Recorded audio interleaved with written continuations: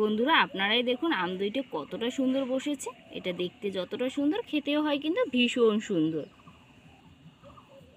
কাটার পরেই দেখাচ্ছে আমদইটা কতটা সুন্দর হয়।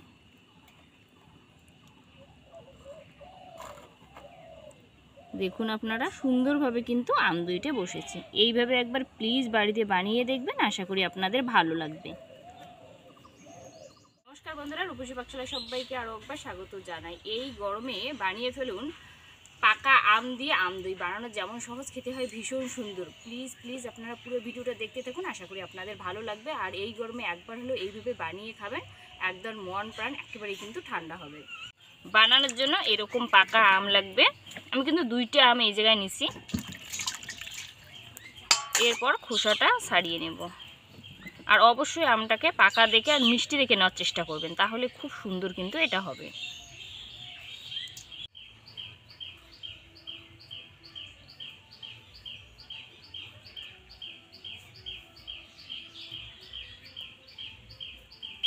আমটা কিন্তু খোসাটা খুব ভালো করে ছাড়িয়ে নিছি।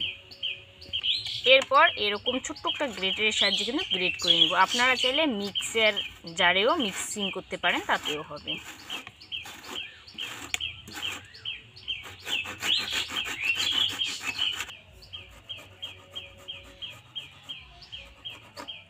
ছোট্ট একটা কিন্তু গ্রেটারের সাহায্যে যদি গ্রেট করা যায়, তাহলে কিন্তু যেরকম মিক্সারে হয় সেরকমই হবে।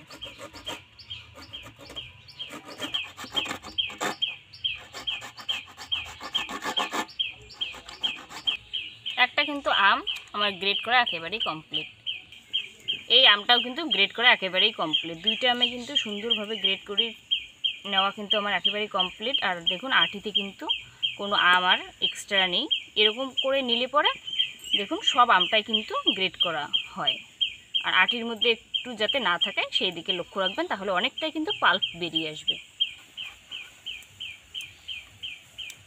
এটা এক সাইডে রাখার পর এই পাশে দই বীজটা রেডি করব। টক দই এইভাবে কিন্তু ছাঁকনিতে দেওয়া লাগবে। আপনারা চাইলে টক দইয়ের পরিবর্তে মিষ্টি দই ব্যবহার করতে পারেন। যেটাই হোক, মিষ্টি দই হোক বা টক দই হোক, জলটা অবশ্যই ঝরিয়ে নেবেন। এরপর কড়াইতে দিয়ে দেব দুধ।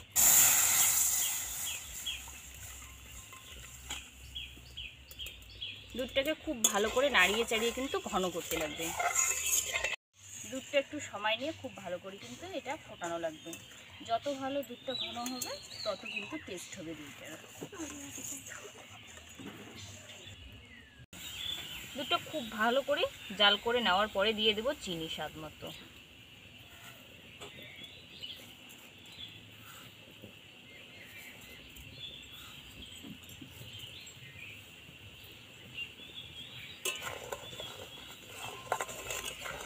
চিনিটাকে ভালো করে কিন্তু গলানো লাগবে। চিনি দেওয়ার পরে মিনিমাম আরও কিন্তু 10-15 মিনিট দুধটাকে ভালো করে ফোটানো লাগবে। দুধটা কিন্তু আপনারাই দেখুন বন্ধুরা কতটা ঘন, ঠিক যেন এরকম ঘন হয়, তাহলেই কিন্তু আমদইটা খেতে ভীষণ সুন্দর হবে। এটা আবার নামিয়ে নেব।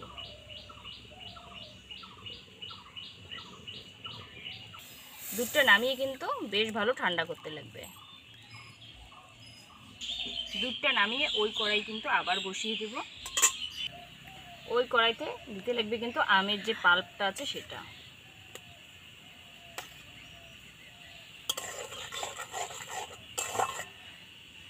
আমটা নাড়াচাড়া করে আমের পাল্পটা যে জলীয় ভাবটা সেটা কিন্তু শুকনো করা লাগবে। এইভাবে কিন্তু আমের যে জলীয় ভাবটা সেটা শুকনো করা লাগবে। এটা কিন্তু আমার রেডি। এটা আবার নামিয়ে নেব। এটা নাড়াচাড়া করে কিন্তু একেবারেই ঠান্ডা করা লাগবে।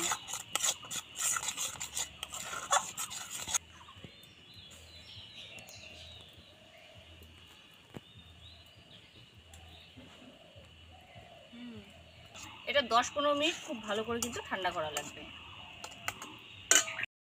দুধটা কিন্তু এরকমই গরম লাগবে, যাতে আঙ্গুল ডুবিয়ে রাখা যায়, এরকমই গরম লাগবে। এর থেকে যাতে বেশি গরম না থাকে। আর এই দিক দিয়ে টক দইয়ের জলটা যে ছিল সেটা কিন্তু এক্সট্রা জলটা ঝরিয়ে গেছে। এটা আবার খুব ভালো ফেটানো লাগবে।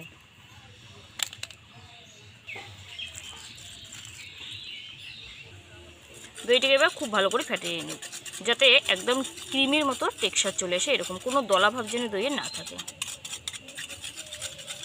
এটা ফেটানো কিন্তু আমার কমপ্লিট। দেখুন আপনারা, কোনো যেন দলাভাব না থাকে। এই দুধের সাথে এটা এবার মেশানো লাগবে।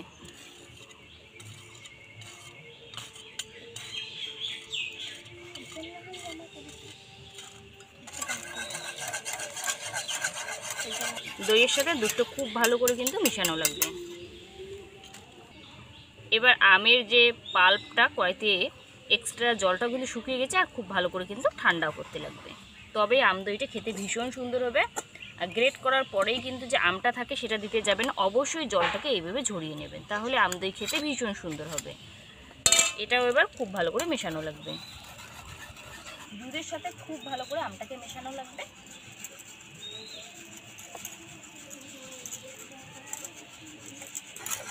দেখুন ঠিক এইভাবে কিন্তু মেশানো লাগবে, যাতে খুব ভালো করে মেশে দুধের সাথে টক দই আর আমের যে পাল্পটা ছিল শুকিয়ে নিয়েছি জলটা, সেটা। বন্ধুরা এটা কিন্তু আমার একেবারেই রেডি। এটা এবার এই পাত্রটায় কিছুটা দই আছে, টক দই সেরকমই লাগবে, মাটির এরকম একটা পাত্র লাগবে। অবশ্যই মাটির পাত্রে দই যদি বসানো হয় সেই দইটা ঠান্ডা হয় আর খেতেও কিন্তু ভীষণ সুন্দর হয়। এটা আবার দিয়ে দেবো।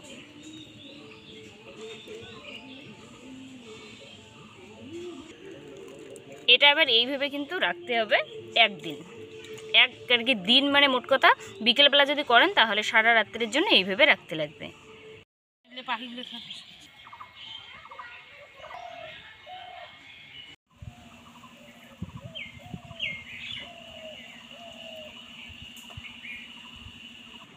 বন্ধুরা ফিরে আসলাম কিন্তু এক রাত পরে। দইটা এইভাবে কিন্তু থালার উপরে একটা ঢাকনা দিয়ে রাখছি, যাতে দইটা খুব ভালো বসে। বন্ধুরা আপনারাই দেখুন দইটা কিন্তু দারুণ বসেছে। এই আম দইটা দেখুন আপনারা, এই গরমে একবার এইভাবে আম দইটা বানিয়ে দেখবেন, প্রাণ মন কিন্তু একেবারেই ঠান্ডা হবে খেলে পরে। আর এতটাই যে এটা সুস্বাদু হয় আপনারা না বানালে বুঝতেই পারবেন না। প্লিজ একবার বাড়িতে বানিয়ে দেখবেন, আর জানাতে ভুলবেন এটা কীরকম হয়। যদি ভালো লাগে অবশ্যই লাইক কমেন্ট শেয়ার করে দেবেন, আর যদি এই ছোট্ট চ্যানেলটার নতুন দর্শক অবশ্যই চ্যানেলটাকে সাবস্ক্রাইব করে রাখবেন, পাশে থাকা বেল আইকনে প্রেস করে রাখবেন, যাতে আমার রান্নার ভিডিওগুলো সবার আগে আপনার মোবাইলে পৌঁছায়। বন্ধুরা আম দইটা কাটার পরে দেখাচ্ছি আপনাদের কতটা সুন্দর হয়। এটা একেবারেই কিন্তু সুন্দরভাবে আম দইটা বসেছে, আর অবশ্যই মাটির এরকম পাত্রে করার চেষ্টা করবেন, দেখবেন আম দইটা খুব সুন্দর হবে, খেতেও যেমন সুন্দর হবে আর ঠান্ডাও থাকবে। কাটার পরে এবার দেখাচ্ছি কতটা সুন্দর এই আম দইটা বসেছে।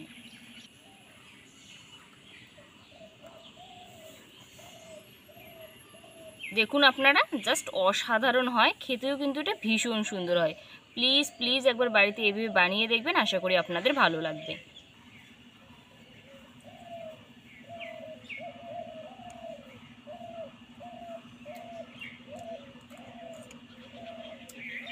বন্ধুরা দারুণ লাগে, কিন্তু আপনারা না বানালে বুঝতেই পারবেন না আম দইটার যে এতটা টেস্ট হতে পারে। জাস্ট অসাধারণ হয় কিন্তু একদম। আমের যে অবশ্যই আমটা মিষ্টি নেওয়ার চেষ্টা করবেন, আমের স্বাদটা তবেই কিন্তু পাবেন। একদম দারুণ, মুখে লেগে থাকার মতো একটা কিন্তু আম দইয়ের রেসিপি।